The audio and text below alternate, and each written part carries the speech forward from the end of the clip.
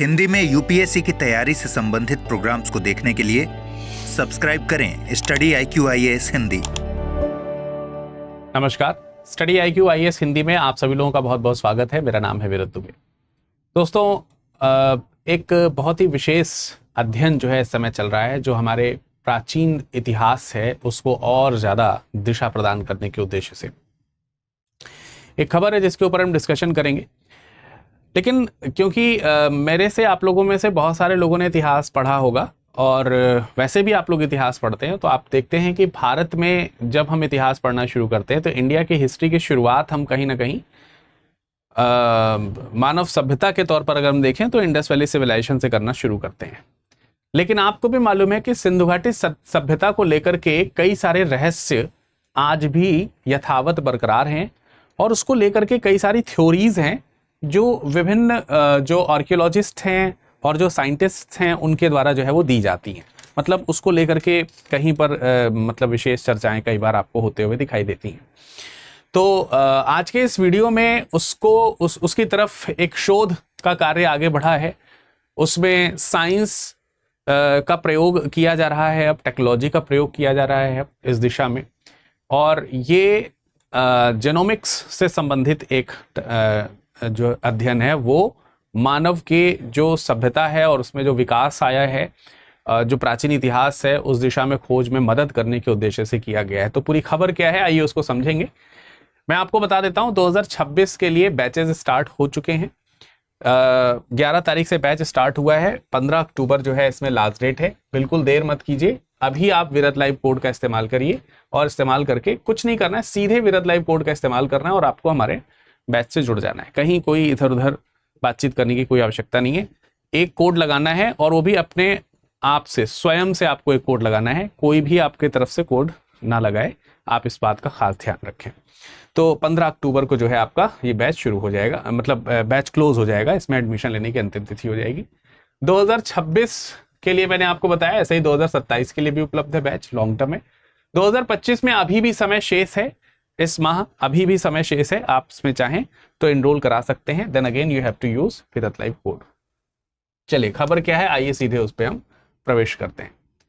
खबरों में अगर आप देखेंगे तो यहां पे लिखा है, in a first the government has undertaken a comprehensive scientific study using ancient and modern genomics to conclusively find the population history of South Asia amid conflicting theories about the origin of ancient Indian communities।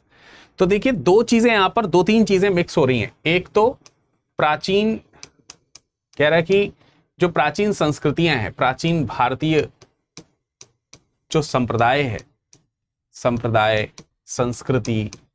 संस्कृति जो है, उसको खोजने की दिशा में, उसमें एक सही शोध हो सके और सही कंक्लूजन तक हम लोग पहुंच सकें, मतलब निर्णायक स्थिति तक पहुंचने की दिशा में अध्ययन की यहां पर बात की गई है।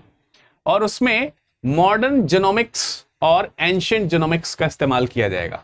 ठीक है, तो आप देख सकते हैं जीनोमिक्स एक टर्म यहां पर आ रहा है जो साइंस से रिलेटेड आपके लिए हो सकता है। तो प्राचीन एवं आधुनिक, प्राचीन एवं आधुनिक जीनोमिक्स जो है, या जीनोमिक्स जो है, उसका प्रयोग करते हुए, इसका प्रयोग करते हुए हम ये जानने का प्रयास करेंगे, find the population history of South Asia. देखिए, आपको ही मालूम है, जैसे भारत की अगर हम बात करें तो भारत क्या है, भारत एक दक्षिण एशियाई देश है। भारत क्या है, एक दक्षिण एशियाई देश है ना।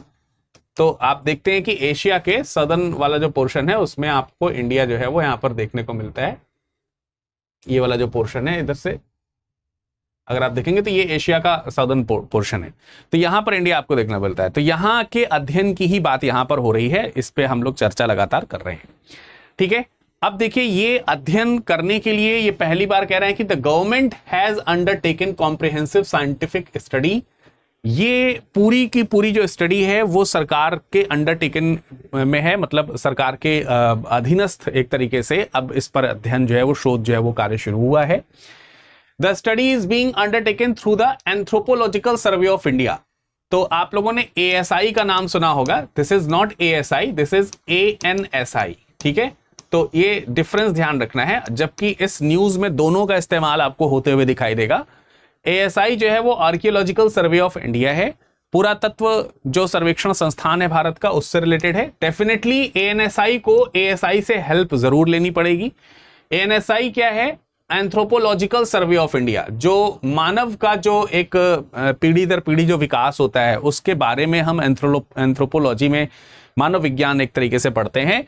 तो anthropological survey of India with which functions under the aegis of the ministry of culture, ठीक है। वैसे तो मैंने यहां पर बहुत सारी चीजें लिख दी हैं, लेकिन मैं इसे मिटा देता हूं क्योंकि मैं आपको यहां पर यह शो कर सकता हूं या करने वाला हूं कि ये जो एंथ्रोपोलॉजी सर्वे ऑफ इंडिया जो है ये मिनिस्ट्री ऑफ कल्चर के अंतर्गत आता है। लाइक यू कैन सी, अगर इसको हम बैकग्राउंड से देख पा रहे हैं तो ठीक है, ठीक है। ये देख सकते हैं आप, संस्कृति मंत्रालय की तरफ से है, ठीक। तो जो मैंने यहां पर लिखा है वो जस्ट एक ट्रांसलेशन था, तो मैं इसको मिटा देता हूं। बट आप यहां पर अब देख सकते हो कि ये क्या है, ये एंथ्रोपोलॉजिकल सर्वे ऑफ इंडिया यानी कि मानव विज्ञान जो सर्वेक्षण संस्थान है वो संस्कृति मंत्रालय भारत सरकार के अधीन आता है। तो ये गवर्नमेंट के अंतर्गत जो है वो अंडरटेकिंग का प्रोसेस यहाँ पर चल रहा है, ठीक है। तो इसके लिए एक गवर्नमेंट जो है वो परियोजना लेकर के आई है, एक प्रोजेक्ट लेकर के आई है। उस प्रोजेक्ट का एक टाइटल है, आइए जरा देखते हैं उसका टाइटल क्या है। टाइटल है reconstruction of the population history of South Asia using ancient and modern genomics. तो इसी को मैंने अभी थोड़ी देर पहले आपको बताया था, ये वही टाइटल है, ठीक है। मतलब अगर आप इसे हिंदी में टाइटल करेंगे तो ये एक प्रकार का प्रोजेक्ट है। प्रोजेक्ट का नेम है, क्या नेम है? प्राचीन एवं भारतीय, माफ कीजिएगा, आधुनिक, प्राचीन एवं आधुनिक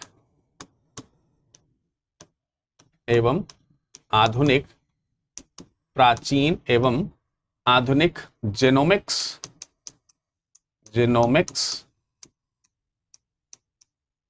ठीक है।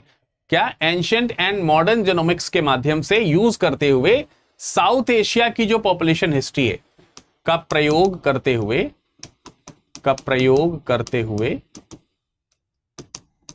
दक्षिण एशिया का जो पॉपुलेशन हिस्ट्री है, यानी कि जो जनसंख्या, दक्षिण एशिया के जनसंख्या इतिहास का रिकंस्ट्रक्शन, पुनर्निर्माण, ठीक है, पुनर्निर्माण। तो ये चीज आपको यहां पर देखने को मिलेगी, ये स्टडी है पुनर्निर्माण, ठीक है। तो ये आपको एक स्टडी है जो यहां पर देखने को मिलेगी। अब देखिए इसमें क्या किया जा रहा है, नाम को ही अगर हम समझेंगे तो खबर काफी समझ में आ जाएगी कि प्राचीन और आधुनिक जीनोमिक्स का इस्तेमाल इसमें किया जाएगा। यानी जीनोमिक्स एक साइंस है, अभी इसके ऊपर डिस्कशन करेंगे। इसका प्रयोग करते हुए प्राचीन जो मानव हैं उनके डीएनए का एक तरीके से अध्ययन है, कंप्लीट अध्ययन है। तो उसका प्रयोग करते हुए हम देखेंगे कि साउथ एशिया में किस प्रकार से जो मानव का, इंसानों का, यानी कि जो जनसंख्या है उसका किस प्रकार से पुनर्निर्माण किया गया। इसका मतलब यह है कि आज हम प्रेजेंट टाइम में जो हैं वो पहले के जो मानव थे उनका क्रमिक विकास किस तरीके से है। जैसे हम लोग कई बार माइग्रेशन थ्योरीज पढ़ते हैं कि कोई यहां से वहां माइग्रेट हुआ, वहां से यहां माइग्रेट हुआ। भाषाओं के आधार पर, वस्तुओं के प्रयोग के आधार पर कैसे चीजें डेवलप हुई हैं, उन सब चीजों का अध्ययन इसमें किया जाएगा। स्वाभाविक सी बात है कि इसमें कुछ एरियाज जो हैं वो लोकेट किए गए हैं साउथ एशिया की। अगर हम यहाँ पर स्टडी कर रहे हैं तो साउथ एशिया में खास तौर से भारत और पाकिस्तान का वो इलाका, भारत और पाकिस्तान जो है उसका वो इलाका जो आपको कभी इंडस वैली सिविलाइजेशन के पार्ट के तौर पर पढ़ने को मिलता है, वो सब इसमें जो है वो शामिल किया जाएगा। वो सारे हिस्से जो है वो शामिल किए जाएंगे उस इस प्रोजेक्ट में। वहां से तकरीबन इस पर्टिकुलर एरिया के 300 नर कंकाल जो हैं उनका अध्ययन इसमें किया जाएगा। ह्यूमन स्केलेटन्स जो हैं वो जो है प्रोवाइड करवाए गए हैं, उनका अध्ययन किया जाएगा। इसके अलावा मतलब जो भी शरीर के अवशेष हैं, दूसरे प्रकार के जो अवशेष हैं, उन सब चीज़ों को यहाँ पर प्रोवाइड करा करके उसका अध्ययन यहाँ पर होना है, उसका पूरा कलेक्ट।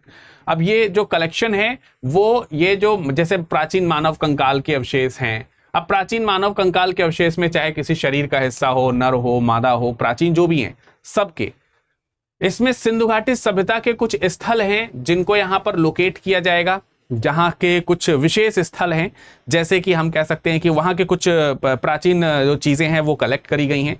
हड़प्पा और मोहनजोदड़ो इसमें शामिल है। हड़प्पा शहर, मोहनजोदड़ो, ये आपको मालूम है कि पाकिस्तान के सिंध प्रांत में पड़ने वाले इलाके में पड़ने वाले कुछ प्राचीन स्थल हैं जो निश्चित तौर पे बहुत इंपॉर्टेंट है। इसके अलावा जम्मू कश्मीर का बुर्जहोम वाला जो इलाका है, बुर्जहोम ये इसमें शामिल किया जा रहा है। कर्नाटक में आप जाएंगे तो कर्नाटक में मास्की, यहां से कुछ कलेक्शंस लिए गए हैं। गुजरात में आप जाएंगे तो गुजरात में कुछ लोथल से जो है लोथल से कुछ कलेक्शंस जो है वो लिए गए हैं। इसके अलावा अगर आप देखेंगे तो आंध्र प्रदेश में नागार्जुन कोंडा जगह है, नागार्जुन कोंडा, यहां से कुछ कलेक्शंस जो हैं वो लिए गए हैं डेवलपमेंट्स की स्टडीज के लिए, ठीक है। और एक लोकेशन है पंजाब से रोपड़ से कुछ चीजें यहां पर लेते हुए देखने को मिलेंगी। जैसे अगर आप देखोगे तो मैं आपको कुछ बता देता हूं कुछ इस तरीके का। सपोज उस समय की हिस्ट्री के हिसाब से अगर आप देखें, ठीक है, उस समय की हिस्ट्री के हिसाब से अगर आप देखें तो सपोज अगर ये इंडिया है, ठीक है,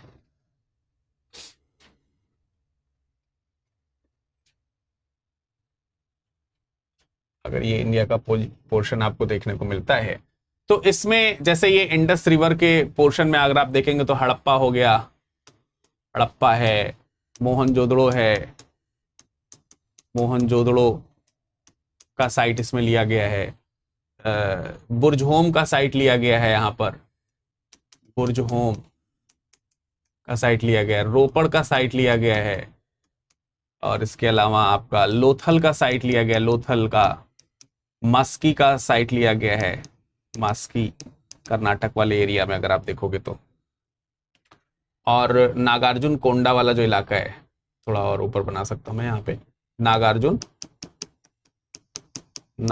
कोंडा, तो इन जगहों के कलेक्शंस जो हैं वो लिए गए हैं, जैसा कि मैंने आपको यहाँ पर दिखाया बताया। तो मैप के थ्रू भी आपको थोड़ा सा यहाँ पर पॉइंट जो है वो पता चल गए होंगे कि एग्जैक्टली जो है वो कहाँ की चीजें जो है वो कलेक्ट करी गई हैं। तो ये एक तो आपको यहाँ से पता चल गया कि कंकाल के जो हिस्से हैं वो यहाँ से कलेक्ट किए गए हैं और प्राचीन जो सभ्यता के अवशेष हैं वो यहाँ से कलेक्ट किए गए हैं। कंकाल के अवशेष जो कलेक्ट किए गए हैं वो 1922 से लेकर के 1958 के बीच में जो ASI के द्वारा एक्सकवेशन किए गए हैं, खुदाई करी गई हैं, उसमें उनके संरक्षण में जो चीजें हैं उसको वो ANSI को प्रोवाइड कराएंगे और ANSI ASI से प्राप्त इन चीजों का जीनोमिक्स अध्ययन जो है वो करेगा, ठीक है।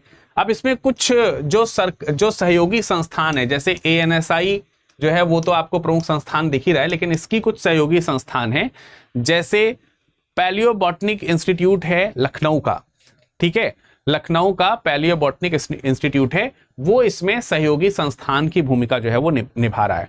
बीरबल साहनी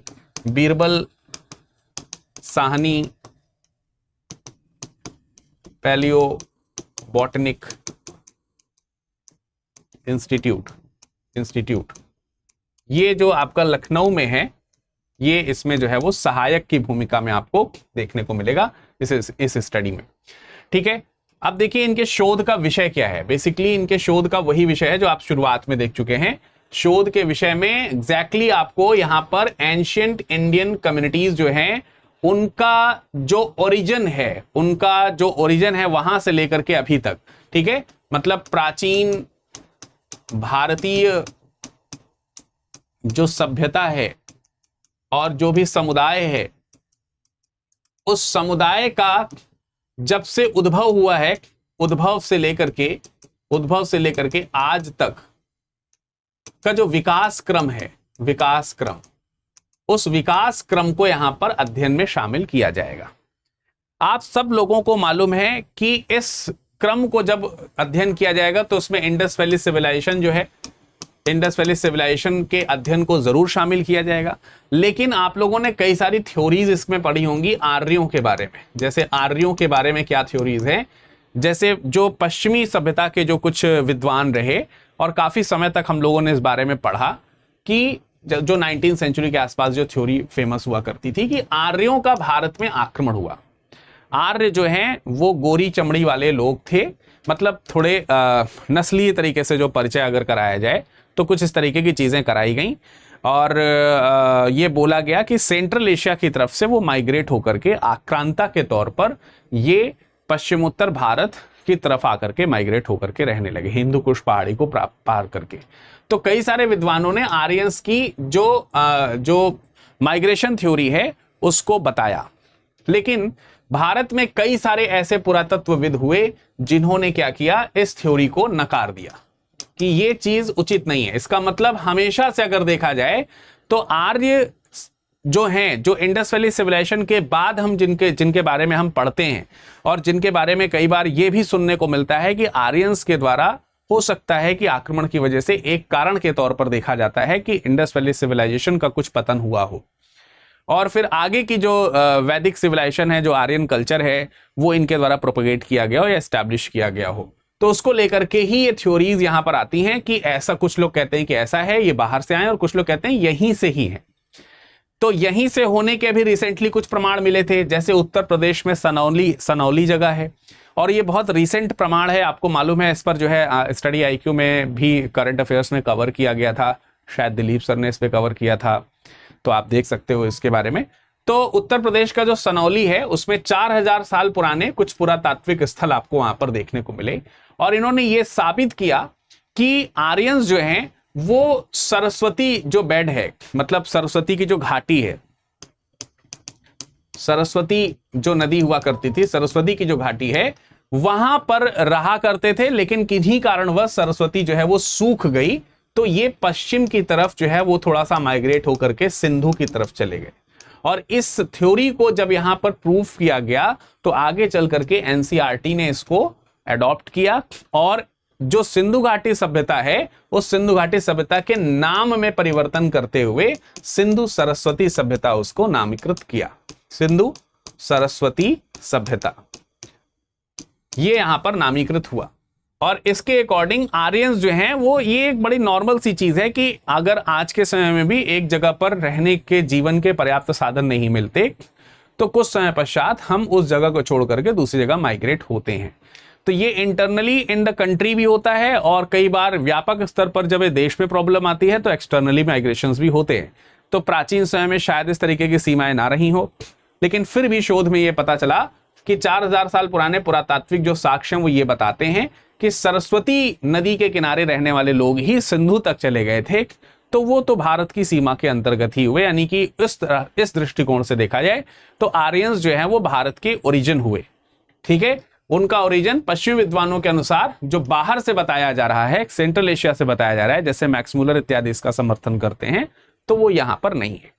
अब क्वेश्चन ये है कि इनके बीच की जो ये थ्योरीज है, इस चीज को यहां पर जेनोमिक्स के माध्यम से देखने का प्रयास किया जा रहा है। तो क्या अब ये अध्ययन इस मुद्दे पर निर्णायक होगा कि आर्यंस का माइग्रेशन हुआ है या नहीं? क्या इस चीज के बारे में जेनोमिक्स बता पाएगा या नहीं बता पाएगा? इसके ऊपर हमें थोड़ी सी चर्चा कर लेनी चाहिए। और इस पर चर्चा करने के लिए हमें एक खास चीज पर चर्चा करनी पड़ेगी कि एग्जैक्टली जेनोमिक्स क्या है। जब हम जेनोमिक्स की बात करेंगे तो जेनोमिक्स पढ़ने से पहले आपको आनुवांशिकी के बारे में आप लोगों ने जरूर सुना होगा, जेनेटिक्स के बारे में जरूर आपने सुना होगा। उसी से जेनोमिक्स शब्द जो है वो बनता हुआ दिखाई दे रहा है।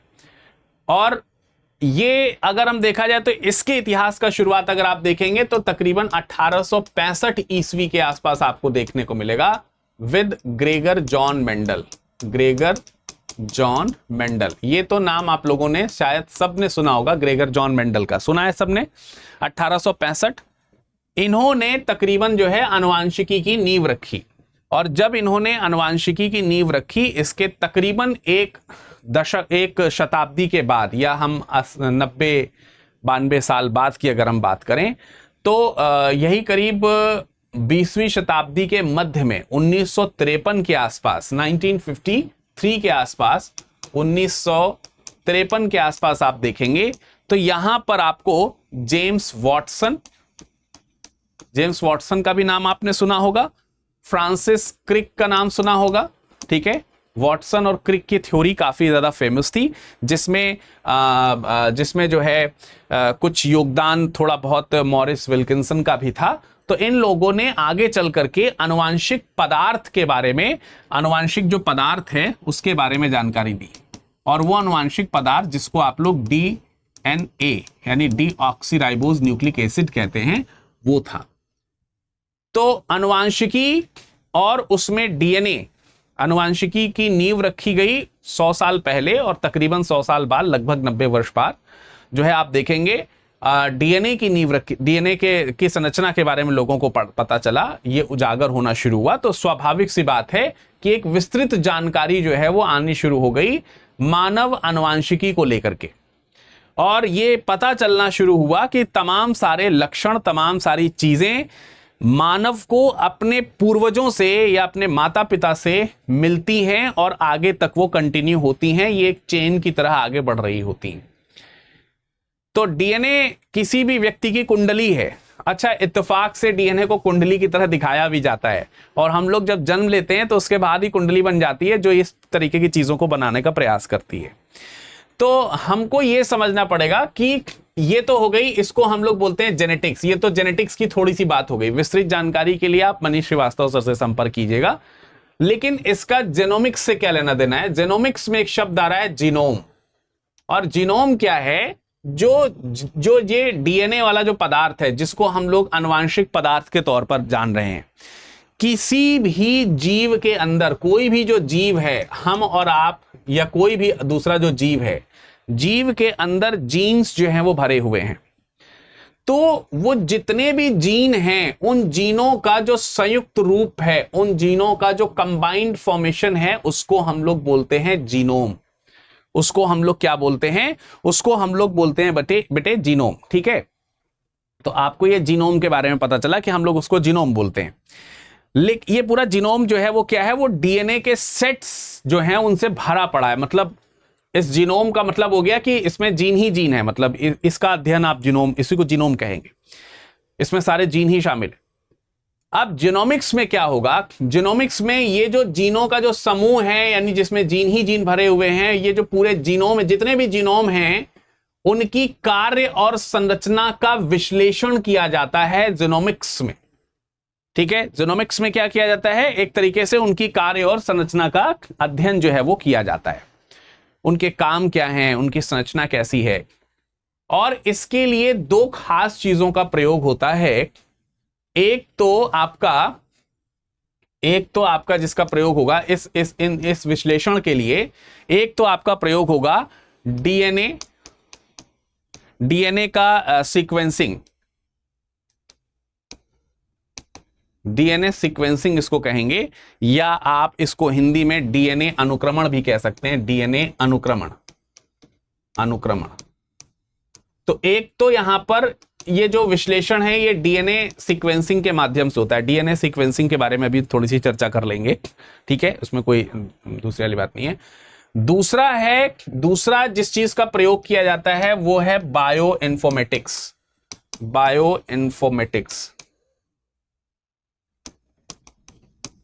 ठीक है, बायो इन्फॉर्मेटिक्स जो है और जो डीएनए सीक्वेंसिंग है, इन दोनों के माध्यम से अगर आप देखेंगे काफी अच्छी तरीके से इसका विश्लेषण जो है वो किया जाता है। जैसे ये जो फिगर आप देख रहे हैं, ये जो इमेज आप देख रहे हैं, अगर मैं इसे थोड़ा सा बड़ा करके दिखा दूं तो आप देखिए इसमें देखिए ये जीनोम या जीनोमिक्स वाला जो पोर्शन, जैसे डीएनए की जो संरचना आपको दिख रही है और पीछे टेक्नोलॉजी दिख रही है, तो इसी को हम लोग क्या बोलेंगे? ये मिक्स जो रूप है, ये मिक्स जो है वो रूप क्या है? वो है बायो इन्फॉर्मेशन, ठीक है, बायो इन्फॉर्मेटिक।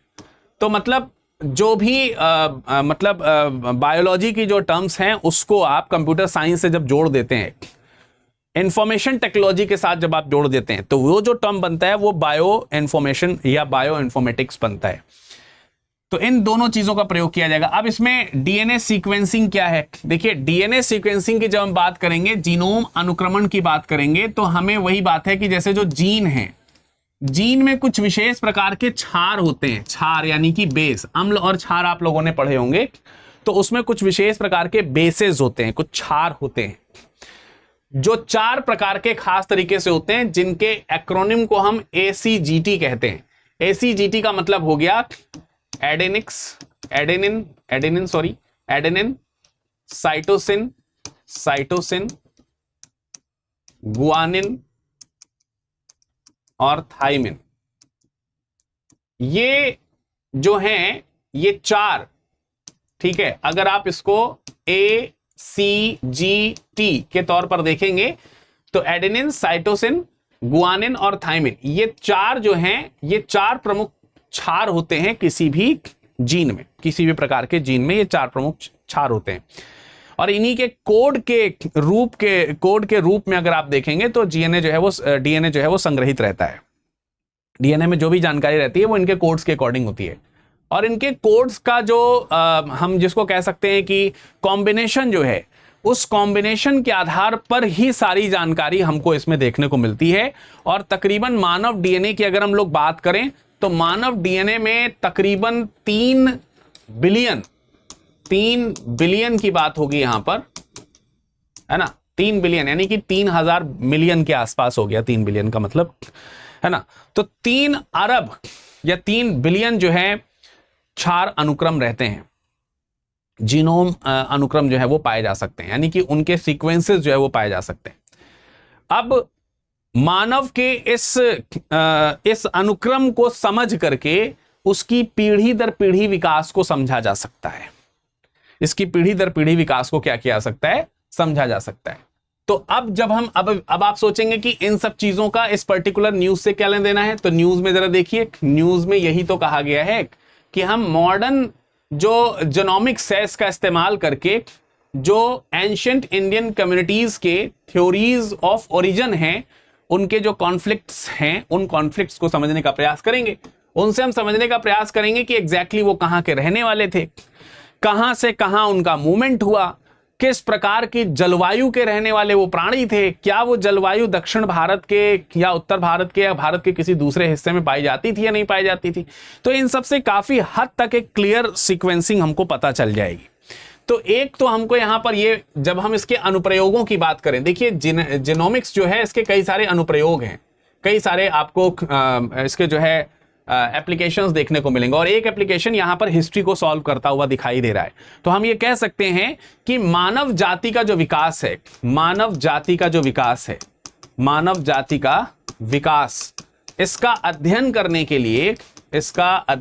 के लिए आप जीनोम अनुक्रमण का प्रयोग करते हैं, इसमें कोई दो राय नहीं है। इसके माध्यम से हम लोग जो है मानव का जो क्रमिक विकास है उसको हम लोग डेफिनेटली जो है वो क्या कर सकते हैं, डिकोड कर सकते हैं।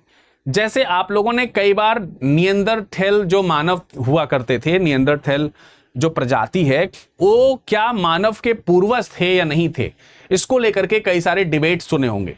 तो जीनोमिक्स कहता है कि 99% के आसपास अगर हम देखें तो उसके जीनोम मानव के जीनोम से मिलते हैं। तो ये एक तरीके से मानव अनुक्रम, डीएनए के अनुक्रम से ही पता चला कि मानव में और निएंडरथैल जो हैं उनमें 99% तक जो जीन्स हैं, जीनोम्स जो हैं वो मैच करते हैं, मिलते हैं। समझ में आया कि नहीं आया? इसके अलावा इसका एक और उपयोग किया जा सकता है, जैसे चिकित्सा के क्षेत्र में बहुत सारी जगहों पर इसका इस्तेमाल आप कर सकते हैं। ये तो रिसर्च के पॉइंट ऑफ व्यू से यूज हो रहा है, लेकिन आप व्यक्तिगत चिकित्सा के तौर पर भी इसका इस्तेमाल कर सकते हैं।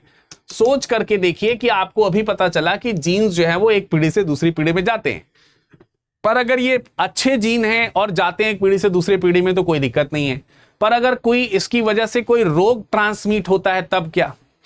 तो अगर हमें इसकी जानकारी है तो ऐसे में ये टेक्नोलॉजी कहीं ना कहीं हमारे लिए फ्रूटफुल हो सकती है, और जो नवजात शिशु है जो एक तरीके से उसमें उसकी कंट्रोलिंग जो है वहां पर उसके इलाज में उसमें काफी ज्यादा सहयोग हो सकता है। ये जीनोमिक्स का जो जीनोम सीक्वेंसिंग जो है इसका स्टडी एक तरीके से देखा जाए।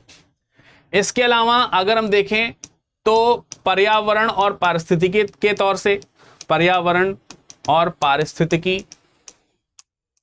के तौर से भी ये फ्रूटफुल हो सकती है। मतलब क्योंकि मैंने आपको बताया ना कि जीव जो है जहां पर है वहां जीनोम है और वहां जीनोमिक्स है, और जीव जो है वो पर्यावरण में है, प्रकृति में पेड़ पौधों के रूप में भी है और अन्य जीवों के तौर पर भी है।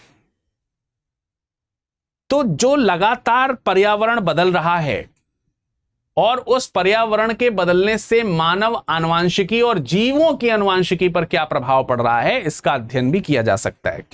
या इसका हम वाइस वर्सा कर दें, अगर हम पूर्व में मानवों और जीवों में जो चेंजेस हुए हैं उसके अकॉर्डिंग देखें तो हम पर्यावरण का भी अध्ययन कर सकते हैं। तो ये एक चीज यहां पर हो सकती है। इसके अलावा जैसे चिकित्सा की मैंने बात करी थी आपको, तो इसमें कुछ विशेष प्रकार के जैसे जो परजीवी के माध्यम से, परजीवी के माध्यम से या फिर वायरस के माध्यम से होने वाले जो रोग हैं, उन रोगों की निदान प्रणाली में भी इस टेक्नोलॉजी का इस्तेमाल किया जा सकता है। ठीक है, इसमें जो है ह्यूमन मतलब जो जीनोमिक्स है वो इसमें सहायता कर सकता है। पर साइंस में जहां तक देखा जाए वहां कई बार पॉजिटिव चीजें भी होती हैं। ये इंजीनियरिंग के तौर पर भी काम आ सकता है, जेनेटिक इंजीनियरिंग में भी हम इसका इस्तेमाल कर सकते हैं। बहुत सारी चीजें हैं। वैश्विक परिदृश्य से देखा जाए तो काफी फ्रूटफुल है। अगर हम इसमें एक महारत हासिल करते हैं तो तमाम सारे रोगों से लड़ने वाली वैक्सीन जो हम तैयार कर सकते हैं, और भारत का वैक्सीन को लेकर के विश्व में जो छवि है वो काफी अच्छी है, तो उस हिसाब से हमारे लिए काफी ज्यादा फायदेमंद हो सकती है। लेकिन फिर भी अगर देखा जाए कई बार इसका दुरुपयोग भी हो सकता है, क्योंकि इस तरीके की सीक्वेंसिंग का प्रयोग करके, इस तरीके की जो अनुक्रमण है उस अनुक्रमण के माध्यम से हम जीव जो है, जीव एक प्रकार से प्रकृति है। जीव क्या है? प्रकृति है। और प्रकृति की डुप्लीकेसी या फिर हम उसमें इंटरफेरेंस भी क्रिएट कर सकते हैं, और डेफिनेटली ऐसा करना ये प्रकृति के नियमों के खिलाफ होना शुरू हो जाएगा। और शायद ही कोई व्यक्ति, कोई मानव इससे इत्तेफाक रखे कि यार जो नेचुरल चीज है उसमें मानव को छेड़छाड़ करनी चाहिए। इसमें किसी का बिलीव नहीं होगा। शायद किसी का है बिलीव? बताइए, है किसी का बिलीव? तो इसमें किसी का बिलीव नहीं होगा। तो मतलब ये खतरनाक भी है, ये काफी हद तक क्या है, खतरनाक भी है। और अगर सही तरीके से इस्तेमाल किया जा रहा है तो ये फ्रेंडली बिहेवियर भी आपको देखने को मिलेगी। तो फिलहाल इस दिशा में अगर हम देखा जाए, इस दिशा में इसका प्रयोग करने की बात करी है, जिसमें गवर्नमेंट का पूरी तरीके से साथ होने की बात दिख रही है। चलिए अब हम एक प्रीवियस ईयर क्वेश्चन आपके सामने रख देते हैं और उम्मीद करते हैं कि आप सब लोग इस क्वेश्चन का आंसर हमें कमेंट सेक्शन में कमेंट करके देंगे। कह रहा है कि भारत में कृषि के संदर्भ में प्रायः समाचारों में आने वाले जीनोम अनुक्रमण, जीनोम सीक्वेंसिंग की तकनीकी का आसन्न भविष्य में, यानी कि आसन्न भविष्य का मतलब निकट भविष्य जो है, उसमें किस प्रकार उपयोग किया जा सकता है। विभिन्न फसली पौधों में रोग प्रतिरोध और सूखा सहिष्णुता के लिए आनुवंशिक सूचकों का अभिज्ञान कराने के लिए जीनोम अनुक्रमण का प्रयोग किया सकता है।